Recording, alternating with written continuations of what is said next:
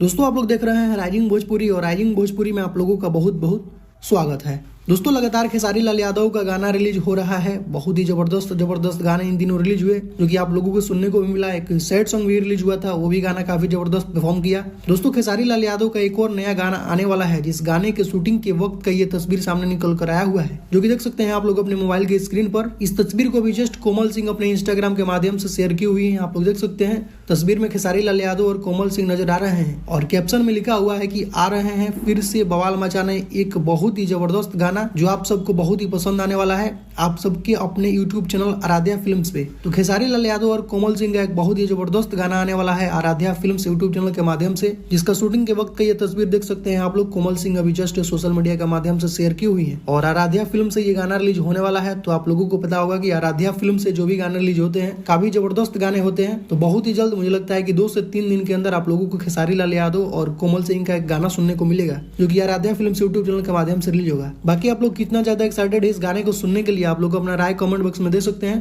तो दोस्तों अभी का कुछ यही अपडेट है, तो इस वीडियो में सिर्फ इतना ही। मिलते हैं नेक्स्ट वीडियो में। Thank you so much.